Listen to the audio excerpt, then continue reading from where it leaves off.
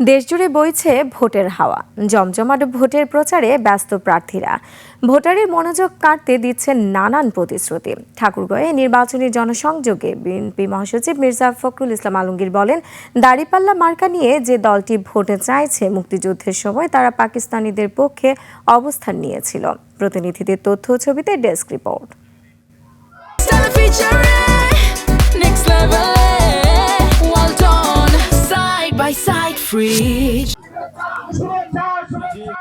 ঠাকুরগাঁও সদর উপজেলার আউলিয়াপুর ইউনিয়নে পথসভা করেন বিএনপি মহাসচিব মির্জা ফখরুল ইসলাম আলমগীর।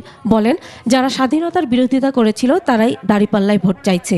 যারা আজকে আপনাদের দাঁড়িপাল্লা নিয়ে আপনাদের সামনে আসতেছে ভোট চাওয়ার জন্য, ওরা কিন্তু সেদিন এই স্বাধীনতার বিরোধিতা।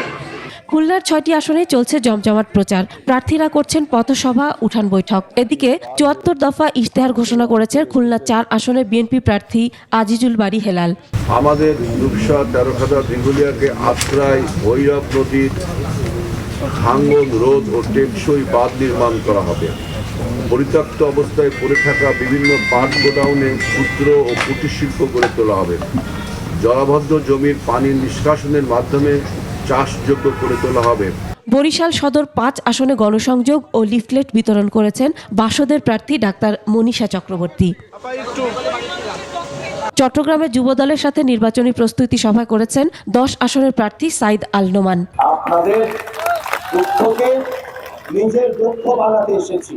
সিলেট 1 আসনের বিএনপির প্রার্থী খন্দকার আব্দুল মুক্তাদির সকালে নগরীর শেখঘাট এলাকায় এবং সিলেট 3 আসনে বিএনপির প্রার্থী এম এ মালিক বালাগঞ্জে প্রচারণা চালান। আগামী দিনে সিলেটকে কিভাবে ট্রান্সফর্ম করতে চাই, সিলেটকে কিভাবে উন্নয়নের ধারায় নিয়ে যেতে চাই।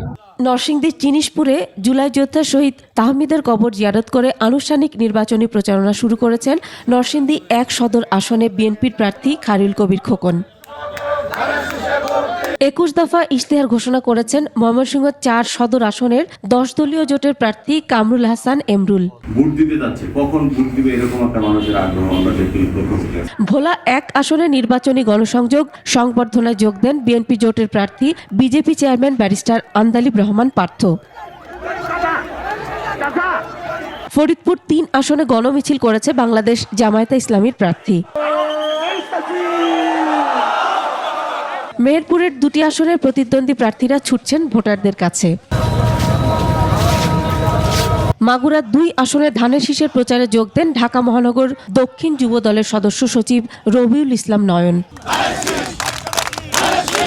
Masum আলিসা, desk report, 21 television.